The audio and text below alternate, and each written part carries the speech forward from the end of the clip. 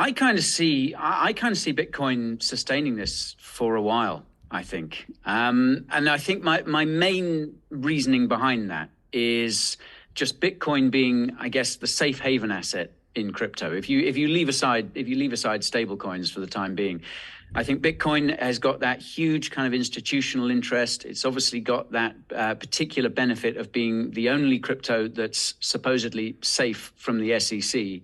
That seems to be the big risk on my horizon, I think, for altcoins in particular, is just what happens, what plays out in the US with the SEC and future enforcement actions, because I think that is the big risk to altcoins at the moment. And I think as long as that cloud is kind of hanging over the altcoin market. I mean, let's face it, we're unlikely to get any sort of resolution. June has been put forward as the next date for resolution in this XRP case. Whether it will be June, I don't know. It could be a lot later than that.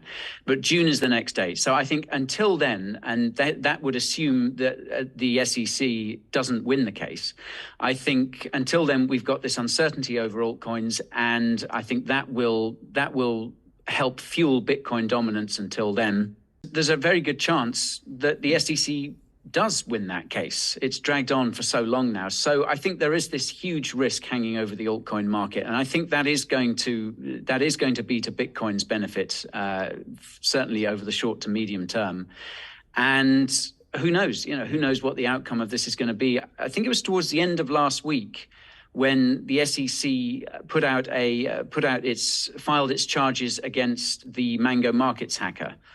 And they said in that document and in the accompanying press release that they considered the Mango token. Bear in mind, this is a DeFi governance token. They outright referred to that as a security, and that has just kind of, for me, it's kind of stirred up the sediment at the bottom of that pond. That kind of gave me the jitters a bit. So that reason alone, I can see this Bitcoin dominance. I can see Bitcoin benefiting from this for a while now, for a while yet, I should say. So much of what drives not just inflows into crypto, but also excitement in crypto, buzz around crypto is unfortunately speculation. I think the majority of people don't come for the tech. I think they come for the excitement. They come for the chance to make some money, and that liquidity, that excess money finds its way into the system.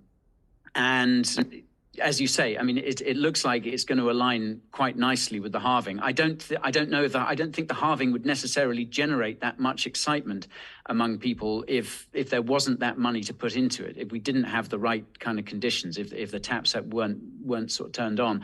What I find though is that it then seems to sort of kind of loop back on itself, in that you get this money flooding in and people come in and they buy into BTC, and they also buy into altcoins, and they buy into meme coins and things like that. But the crucial thing is they get involved, they enter the market. That statistic you alluded to earlier on, Rob, that the percentage of people who come into crypto and then become hodlers is really high. I mean, I think for the longer term, I think it's around the longer term timeframes, it's sort of around 50%, I think, become hodlers. And then as they're in the market, and it's that saying, isn't it? To truly understand something, you have to be involved. You have to be in the market.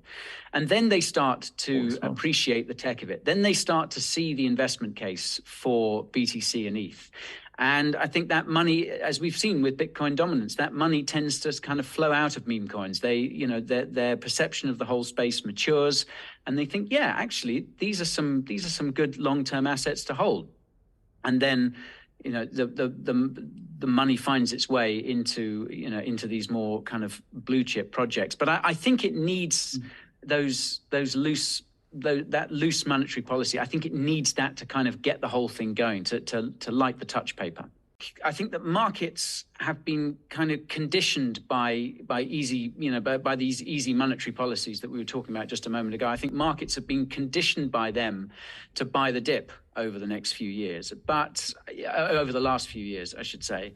But I think the Fed has, as you say, the Fed has been so categorical about what it plans to do. And I think I think the real issue, or the real thing that the Fed is really kind of worrying about, is this idea that inflation will go down, will go down to an acceptable level under pressure of higher interest rates, and then it would pivot, the Fed would pivot, rates would go down, and inflation would come back up. And at that point, I think that is when the real danger is, because I think that's when inflation expectations in the wider economy just run wild, coupled with the fact that the Fed would then kind of lose all credibility. You know, it would be then seen, they'd be seen as the guys who let inflation, you know, who thought they'd crushed inflation, but then let it spring right back up again. So I think the Fed is going to see this through until it is 100% confident as it can be,